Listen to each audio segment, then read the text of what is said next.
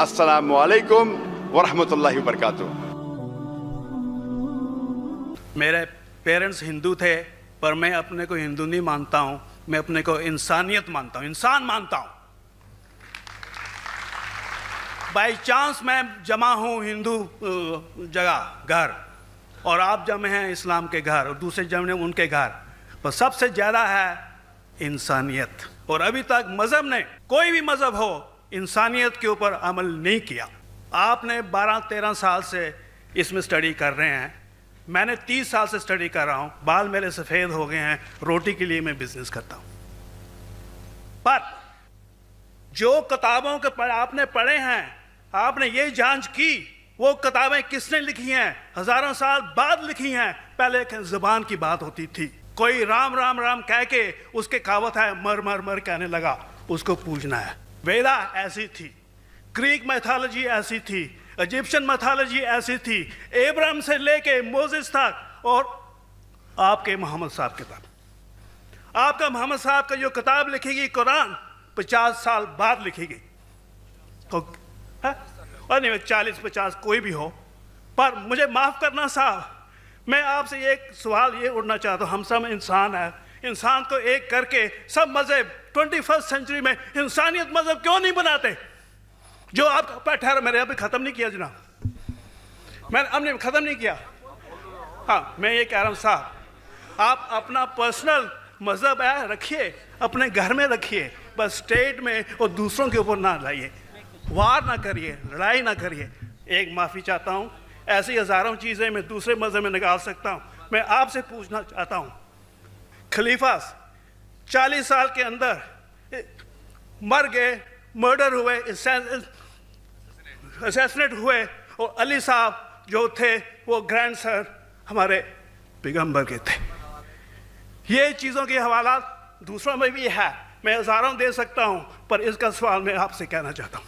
भाई साहब ने अच्छा सवाल पूछा, लंबा था, तकरीर थी छोटी। भाई साहब ने कहा कि वो हिंदू धर्म में पैदा हुए लेकिन हिंदू नहीं है, इंसान हैं। क्यों ना हम एक मज़हब इंसानियत बनाते हैं। उनका जो कहना है वो इंसान है। भाई साहब, हर शख्स, हर इंसान जो पैदा होता है वो इंसानी होता है, लेकिन सिर्फ इंसान होना काफ़ी नहीं है। इंसान होना ज़रूरी है। हर मुसलमान पहले इंसान होना ज़रूरी है उसे। इस्लाम की सारे बातें, एक भी बातें मैंने कहा मैं तकरीर में, इंसानियत के खिलाफ नहीं है। एक भी बातें मैं चैलेंज करता हूँ, आप एक भी बात इस्लाम की बुनियादी बात बताओ जो इंसानियत के खिलाफ है। मुसलमान होने के लिए अच्छा इंसान होना ज़रूरी है। अगर आप अच्छे इंसान नहीं हैं तो मुसलमान हो ही नहीं सकते। लेकिन सिर्फ अच्छा इंसान होना काफ़ी नहीं है। मिसाल के तौर पे डॉक्टर बनने के लिए 10वीं पास करना ज़रूरी है, फिर 12वीं, फिर डॉक्टरी। तो मैं कहूँगा डॉक्टर बनने के लिए स्कूल पास करना ज़रूरी है, लेकिन स्कूल पास करना काफ़ी नहीं है। तो इस्लाम में अच्छा मुसलमान बनने के लिए अच्छा इंसान बनना ज़रूरी है, लेकिन सिर्फ अच्छा इंसान बनना काफ़ी नहीं है। समझ रहे? क्यों? क्योंकि इंसान को जिसने पैदा किया उसकी इबादत करना ज़रूरी है। जिसने आपको पैदा किया, जिसने आपको पैदा किया, उसकी अगर आप इबादत नहीं करेंगे तो इंसानियत के नाम पे कलंक है। आप कहते हैं कि मज़हब, जितने मज़हब है सब भेदभाव पैदा करता है, नफ़रत पैदा करता है। आपने कहा, शंकराचार्य ने बिल्कुल सही कहा। शंकराचार्य ने कहा कि कोई भी मज़हब नहीं सिखाता कि आपस में भेदभाव करना। उनकी भी स्टडी है, मेरी भी स्टडी, आपकी भी स्टडी है। आपने कहा कि मैंने 10-12 साल किया, आपने 30 साल किए। अगर आप 30 साल किए उसका मतलब नहीं कि आप मुझसे अच्छे हैं, ज़रूरी नहीं है। मैंने नहीं कहा कि आपने कहा, मैंने ये भी नहीं कहा कि आपने कहा। मैंने कब कहा कि आपने कहा? मैं कह रहा हूं, मैंने कब कहा कि आपने कहा? मैं कह रहा हूं क्योंकि आपने कहा कि अब 30 साल की स्टडी की। मैं हिंदू मज़हब पे भी चंद साल के, अल्हम्दुलिल्लाह सुम्मा अल्हम्दुलिल्लाह, कई शंकराचार्य से बात की, कई स्वामी जी से बात की, कई प्रीस्ट और फादर से अमेरिका में की, मैं तो अभी तक जवान हूँ माशाअल्लाह, अल्लाह का फजल है, अल्लाह का फजल है। आपने कहा कि मज़हब भेदभाव करता है, ये कहना बिल्कुल गलत है। मज़हब भेदभाव नहीं करता। जो मज़हब के मानने वाले हैं वो मज़हब को सही तरीके से नहीं समझते हैं, इसीलिए भेदभाव पैदा करते हैं, वो अलग बात है। गलती है मज़हब के मानने वाले की, मज़हब की नहीं। ये कह रहे हैं कि मज़हब की, मिसाल के तौर पे एक मर्सिडीज कार है, मर्सिडीज कार है, मुझे ये जानना है कि मर्सिडीज कार कितनी अच्छी है। तो एक ड्राइवर मर्सिडीज कार चलाते जो ड्राइविंग जानते ही नहीं और मर्सिडीज कार को ठोक देते, तो किसकी गलती है, मर्सिडीज गाड़ी की कि ड्राइवर की?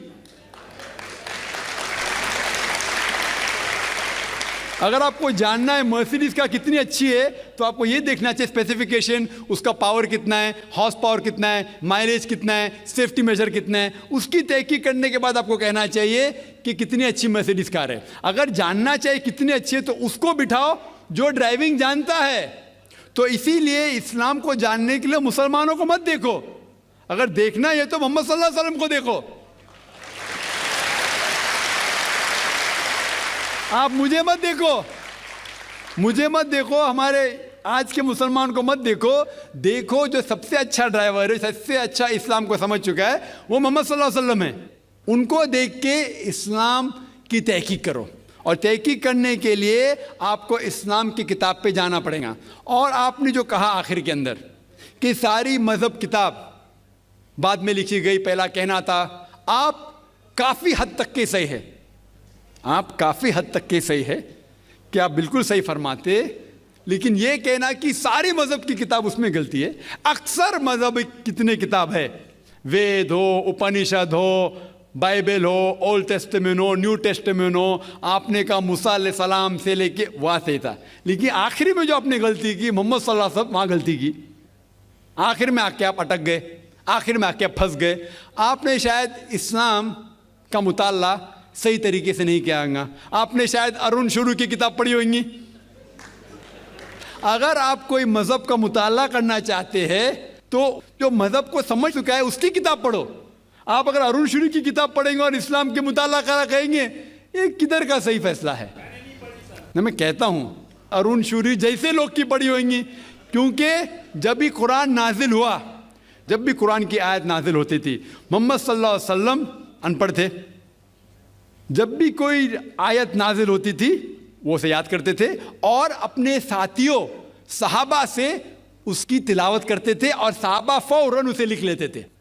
तो मोहम्मद सल्लल्लाहु अलैहि वसल्लम की मौजूदगी में हर आयत लिखी जाती थी और वो उसे चेक कर, मिसाल के तौर पे इक़रा बिस्मि रब्बिकल लज़ी खलक़ आयत नाजिल हुई, उन्होंने याद किया, सहाबा से कहा, सहाबा ने लिखा इक़रा बिस्मि रब्बिकल लज़ी खलक़, पढ़ के सुनाओ, पढ़ा, हाँ सही।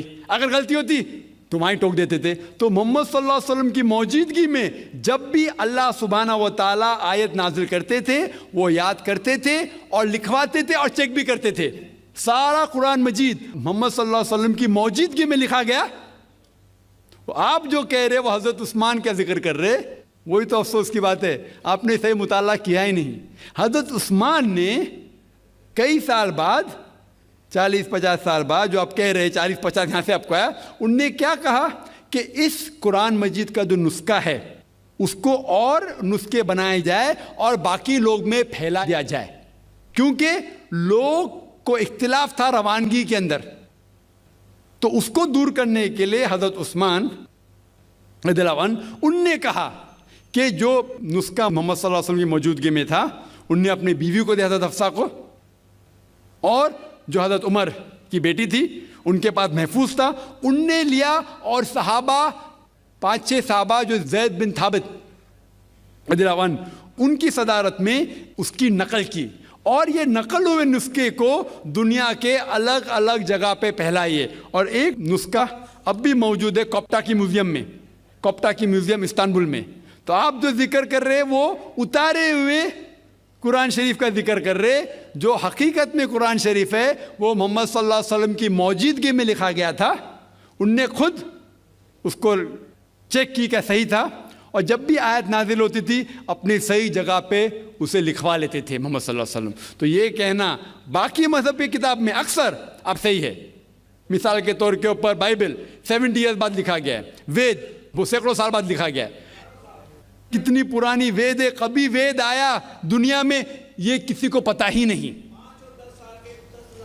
वो आपके हिसाब से, स्वामी दयानंद सरस्वती के हिसाब से 1310 मिलियन ईयर्स ओल्ड, 1310। आप थोड़ी ठेकेदार है मजहब के, आप ठेकेदार है मजहब के क्या?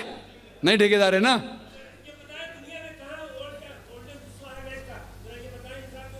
हाँ इसलिए ओ भाई साहब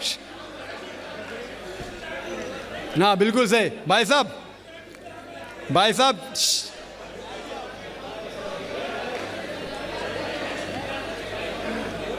साहब इसीलिए इख्तिलाफ जो है ये कम इल्मी के वजह से।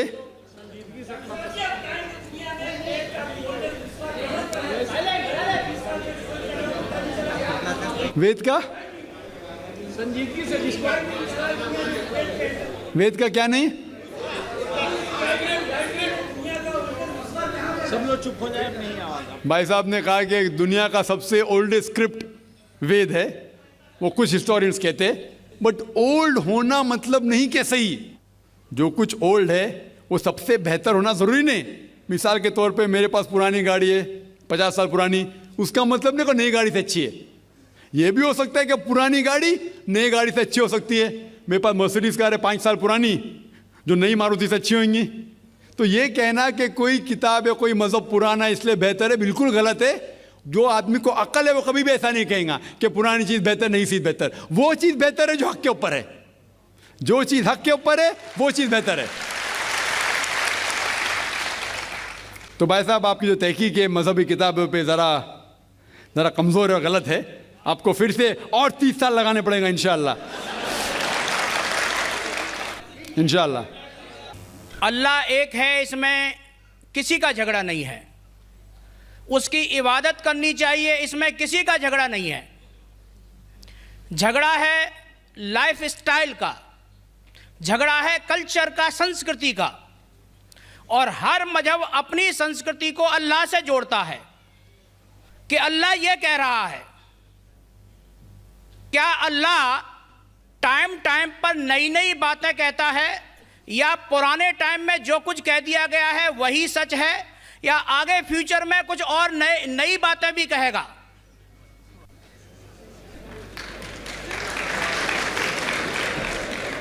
भाई साहब का अच्छा सवाल था कि किसी को दो राय नहीं कि अल्लाह एक है, भगवान एक है। सब मानते कैसे उसी की इबादत करना चाहिए, लेकिन हर मज़हब अपनी कल्चर, अपनी संस्कृति को देख के स्टाइल बदलता है। तो अल्लाह ताला जो पहले कह चुका वो अभी भी सेम है कि टाइम टाइम पे बदलता है। भाई साहब का सवाल अच्छा है, लेकिन ये कहना चाहता हूँ जवाब देने के पहले, उन भाई साहब ने कहा कि सब मानते हैं कि अल्लाह एक है। ये मैं नहीं मानता हूँ कि सब मानते, मैं नहीं मानता हूँ कि सब मानते। ये मेरा फील्ड है, ये मेरा फ़न है गैर मुस्लिम से बात करना।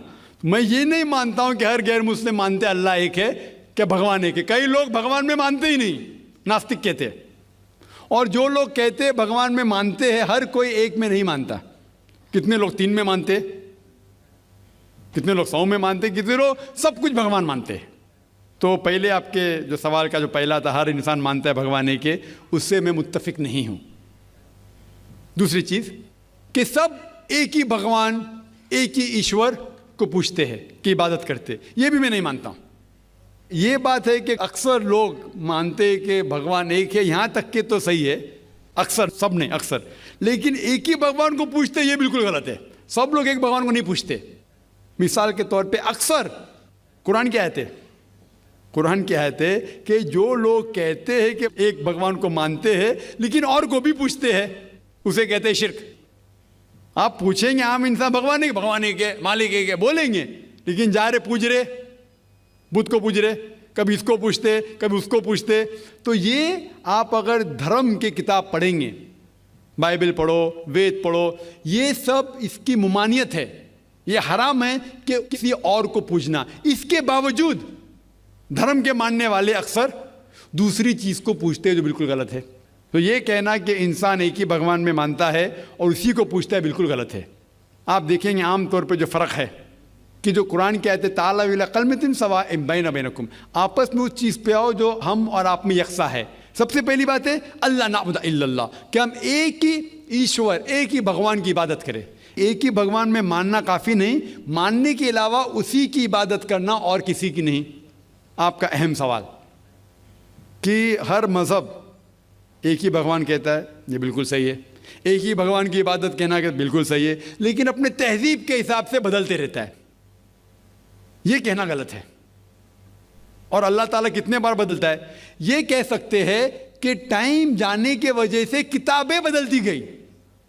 अल्लाह का जो पैगाम है, बेसिक पैगाम, वो सेम है, वो बदलता नहीं कि अल्लाह एक है, एक ईश्वर की इबादत करो, वो बदलता नहीं। उसके कुछ चीज़ें, ऊपरी चीज़ें शायद बदले।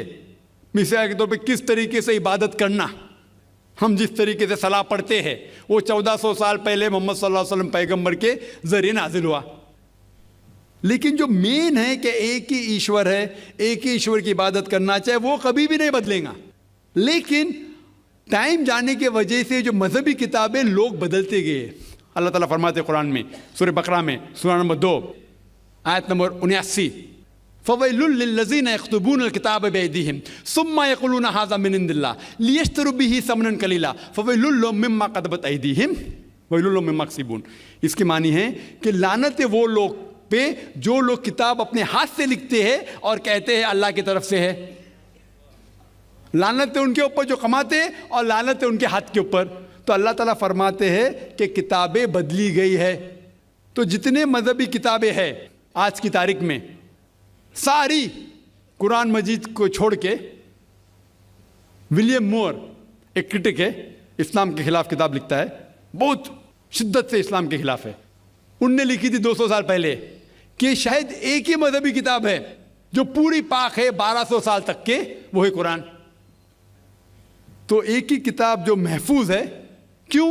अल्लाह सुब्हानहू व तआला कहते हैं कुरान में सूरह हिजर में सूरा नंबर 15 आयत नंबर 9 में कि मैंने कुरान नाजिल किया है और मैं इसकी हिफाजत करूँगा। जितने पहले किताबें आए वो वक्त के हिसाब से बदल दिए और अल्लाह सुब्हानहू व तआला ने उसे महफूज रखने की ज़रूरत समझा ही नहीं। क्यों? क्योंकि जितने पैगंबर मोहम्मद सल्लल्लाहु अलैहि वसल्लम के पहले आए वो पैगंबर सिर्फ अपनी कौम के लिए आए और कुछ वक्त के लिए आए, ता क़यामत तक नहीं। ईसा अलैहिस्सलाम सिर्फ यहूद के लिए आए, मूसा अलैहिस्सलाम उस वक्त के लिए आए। जितने पैगंबर आए अपनी कौम के लिए आए और कुछ महदूद वक्त के लिए आए, एक कौम के लिए आए। लेकिन मोहम्मद सल्लल्लाहु अलैहि वसल्लम आखिरी पैगंबर सिर्फ मुस्लिम या सिर्फ अरबों के लिए नहीं आए, सारी इंसानियत के लिए आए।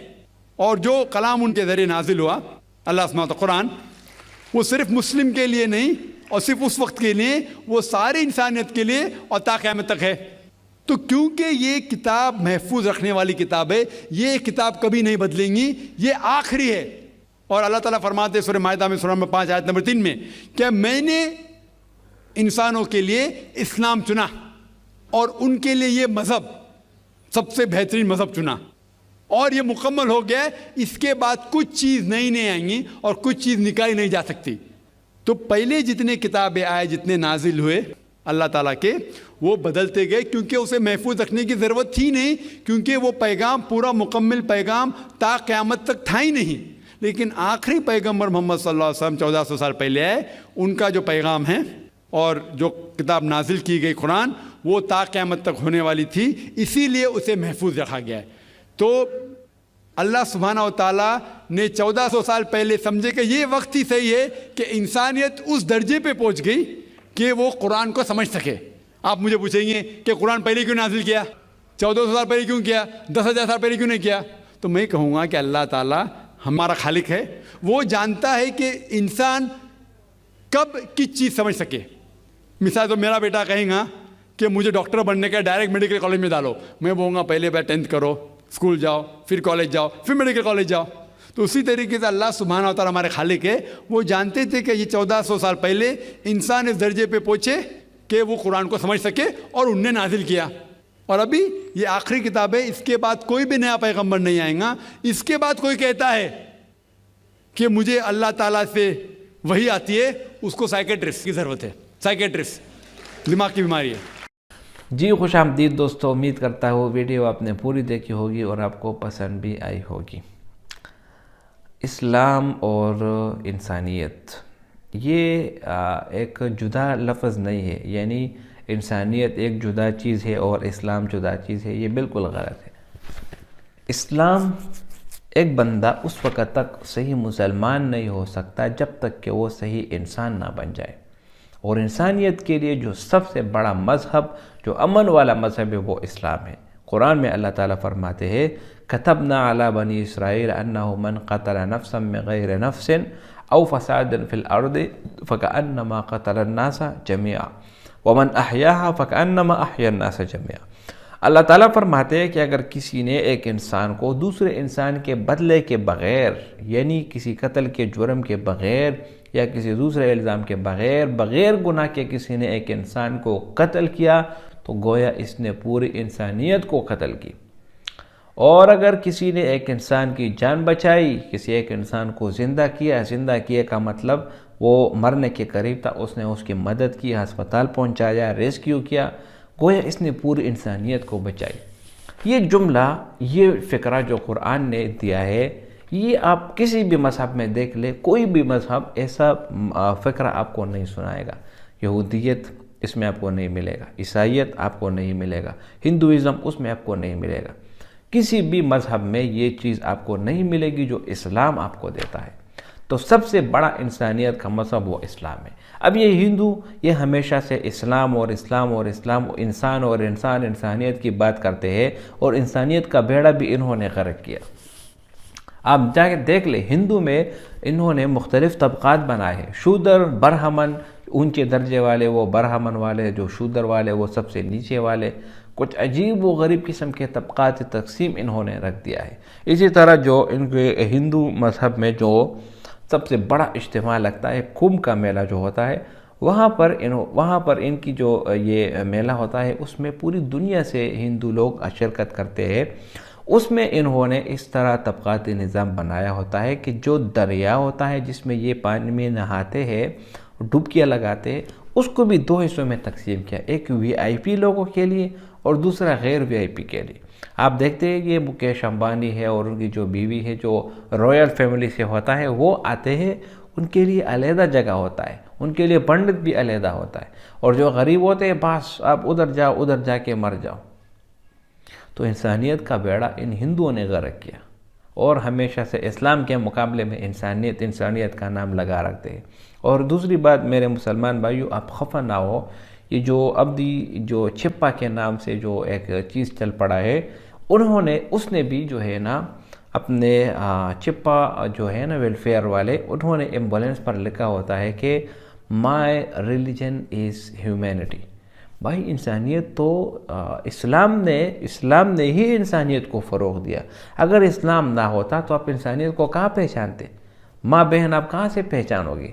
भाई बीवी ये सब कुछ है तो आप इस्लाम के ज़रिए से पहचानते हैं, तो फिर आप क्यों डायरेक्टली कहते हो कि माई रिलीजन इज़ ह्यूमैनिटी?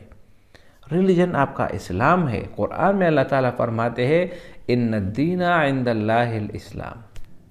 तो भाइयों दोस्तों, ऐसे लिबरल लोगों से हरगिज़ आप क्या कहते हैं उनसे मुतासिर ना हो, बल्कि आप अपने किताब कुरान मजीद का मुताला करो, तो आपको अंदाज़ा होगा कि आप किस लेवल के आदमी हैं। उम्मीद करता हूँ वीडियो आपको पसंद आई होगी। अगर वीडियो आपको पसंद आए तो इस चैनल को सब्सक्राइब करें। बहुत शुक्रिया।